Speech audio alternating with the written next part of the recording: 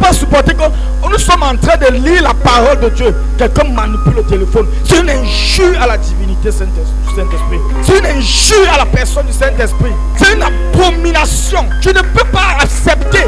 Je ne peux pas accepter que quelqu'un, on est en train de lire la parole de Dieu, quelqu'un se lève pour sortir. Je dis c'est une abomination. Tu ne respectes pas Dieu. Tu ne respectes pas le Saint-Esprit. Et quand demain ou après-demain, les choses ne vont pas marcher dans ta vie, tu vas accuser Satan. Laisse-moi te dire, tu vas passer les nuits de prière à chasser Satan, à dire la délivrance est gauche, à dire la délivrance à toi. Ta situation va rester la même.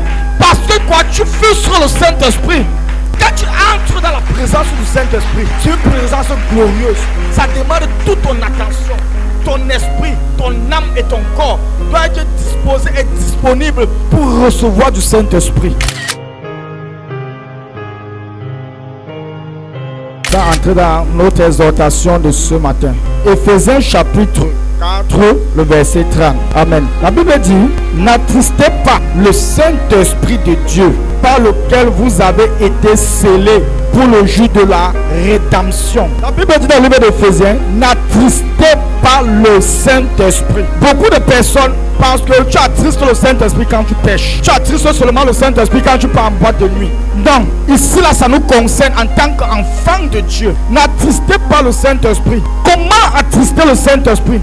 Le simple fait d'être en retard à l'église attriste le Saint-Esprit. Je dis bien et je redis bien, le simple fait que tu viennes en retard à l'église le dimanche attriste le Saint-Esprit. Deuxième chose, le manque de considération de l'œuvre de Dieu, de ce que Dieu te demande de faire.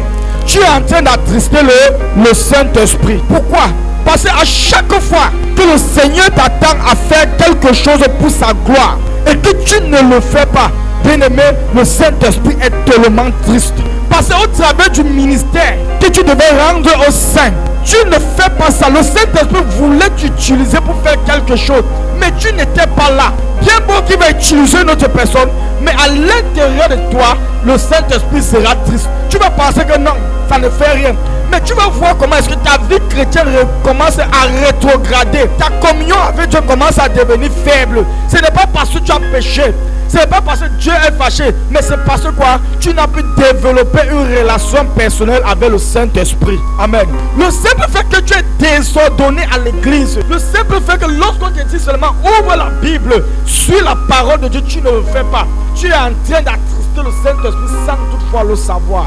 Et ça fait à ce que ça devient un blocage pour la productivité de l'église. Parce que quoi? Ton comportement au sein de la communauté, au sein de l'église, va déterminer si les gens vont venir à l'église ou bien si les gens vont partir. Surtout quand c'est une église où c'est la famille qui est là. Amen. Surtout quand l'église c'est que non, c'est mon frère qui est le pasteur de l'église, c'est ma mère qui est la diaconesse, moi-même je suis la chanteuse, l'autre dit c'est moi l'intercesseuse. Vous êtes tenté de détruire l'œuvre de Dieu sans toutefois le savoir. Amen. J'ai grandi dans une église, j'ai cru dans une église que c'était l'église de la famille. Le pasteur est là, c'est lui le pasteur, la femme du pasteur, elle est l'assistante du pasteur, les enfants sont les louangeux, tout ça là. Vous savez, à la longue, l'église s'est divisée en deux. Aujourd'hui, l'église est fermée.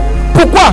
Parce qu'on a pris l'œuvre de Dieu pour faire l'œuvre familiale. L'église déjà n'est pas la réunion familiale. Ça attriste le Saint-Esprit. Ça frustre le Saint-Esprit. Ça fait ce que le Saint-Esprit ne peut plus se déployer. Le Saint-Esprit ne peut plus faire ce que lui il veut faire. Parce que tout est centré sur quoi? Sur la famille. En d'autres mots, nous avons formé les disciples depuis pratiquement beaucoup d'années.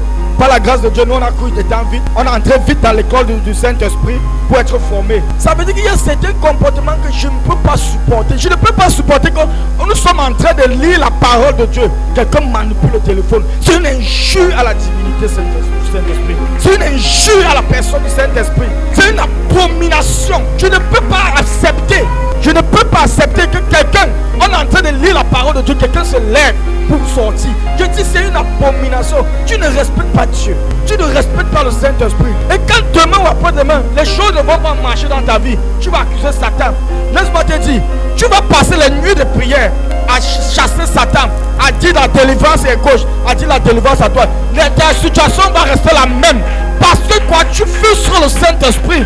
Tout à l'heure, quelqu'un sait qu'elle va lire la parole de Dieu. mais dis que je m'en vais d'abord regarder si j'ai fermé le robinet. Si tu habitais à Logbaba, tu allais quitter l'église, aller d'abord fermer le robinet avant de revenir. Quand tu entres dans la présence du Saint-Esprit, c'est une présence glorieuse. Ça demande toute ton attention.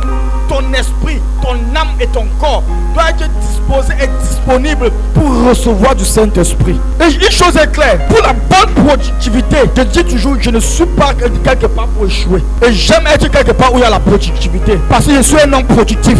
Je suis un homme productif. Et je veux les personnes productives. Alors, venons en tant qu'équipe, disciplinons-nous dans ce que nous faisons. Si nous venons à l'église, venons à l'église. Si tu restes à la maison, tu dors, personne ne va venir te taper là-bas. Tu es dans ta chambre, maman Bertine, quelqu'un va venir te taper chez toi, tu ne viens pas. Si tu dors là, mais quand tu n'es pas là, on sait que tu n'es pas là. Mais quand tu es là, honore le Christ, honore Jésus, honore Jésus. Parce qu'on ne vient pas ici là parce qu'on vient regarder un homme. On ne vient pas ici parce qu'on vient regarder le pasteur. On ne vient pas ici là parce que c'est l'église de mon ami. On vient ici là parce qu'on sait qu'il y a le Saint-Esprit en ce lieu. C'est pourquoi on vient. Parce qu'il y a le Saint-Esprit. Et la Bible dit que Dieu est un Dieu d'ordre. Je sais que la discipline fait mal à la chair. Vous allez d'abord souffrir un peu comme ça. Mais parce que quoi? On veut voir le ministère grandir.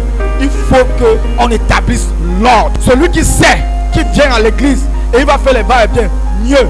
Il porte tes pieds, il reste lui à la maison, il ne vient pas. Que de venir faire ça. Tu viens d'abord, tu frustres le Saint-Esprit. 2, tu frustres ton voisin. Ne dis pas que non, est-ce que tu viens à l'église pour moi? Non, mes yeux ont vu ce que tu as bêtisé, ce que tu as fait là. Ça me frustre parce qu'on ne fait pas ça. On ne fait pas ça. La parole de Dieu soit pour enseigner, corriger, instruire, pour que nous tous, nous soyons parfaits en Christ. Parce que je suis convaincu d'une chose, tu ne peux pas te comporter ainsi dans ton lieu de service. Quand tu entres déjà dans ton lieu de service à 8h, on a dit ça finit à 15h, c'est à 15h que tu ressors. Ou bien tu prends la pause. Mais lorsque tu arrives dans la maison de Dieu, tu veux traiter la maison de Dieu comme la sorcellerie. Ne sois pas un blocage pour l'avancement de l'œuvre de Dieu. Parce que quelqu'un va venir, va partir.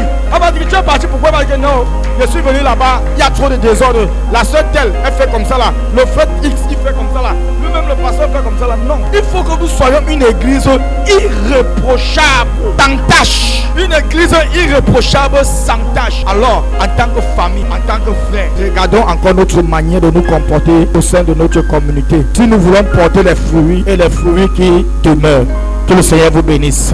Amen. Suivez les programmes du ministère du Salut en continu sur nos plateformes Facebook et YouTube. N'oubliez surtout pas de liker et partager.